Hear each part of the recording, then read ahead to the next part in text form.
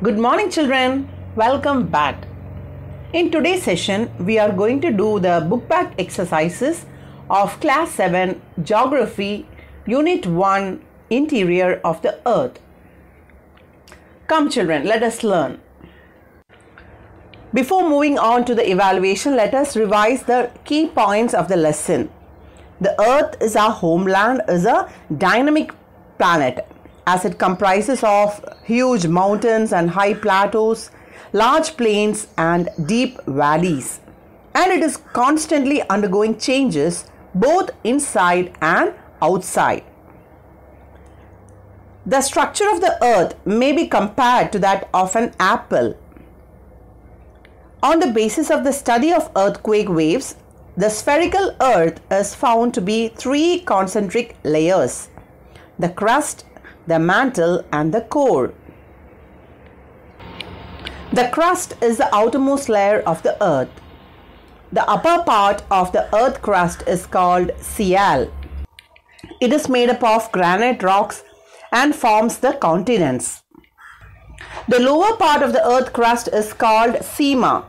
It is a continuous zone of denser basaltic rocks forming the ocean floors, mainly comprising of silica and magnesium. So upper part comprising of silica and aluminium, lower part comprising of silica and magnesium. The next layer beneath the crust is called as a mantle. It is about 2,900 kilometers thick and is divided into two parts, the upper mantle and the lower mantle. The innermost layer of the earth is called as a core. It is comprising of two parts, the outer core and the inner core. The outer core is rich in iron and is in liquid state. The inner core is composed of nickel and ferrous, or NiFe, and it is in solid state. The outer rigid part of the earth consisting of the crust and the upper mantle is called as a lithosphere. It is broken into a number of plates known as the lithospheric plates.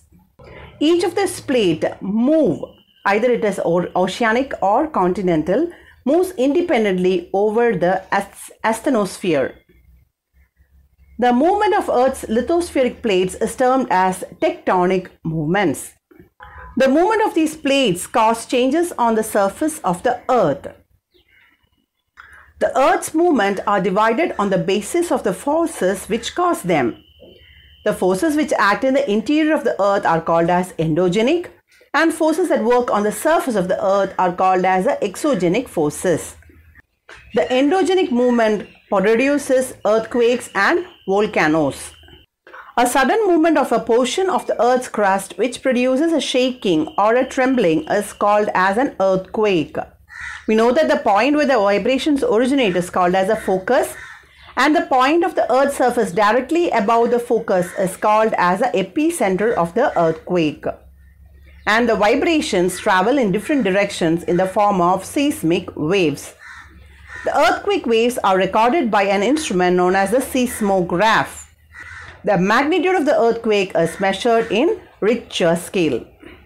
There are three types of earthquake waves: P waves or longitudinal waves, S waves or transverse waves, L waves or surface waves. Tsunami is a Japanese term that is a name given to huge waves caused by the sea by an earthquake. It is very common in the areas of Japan and other regions in the Pacific Ocean. You know, children, on December 26, 2004, tsunami in the Indian Ocean swept coastal areas of Indonesia, India, Sri Lanka, Thailand, etc.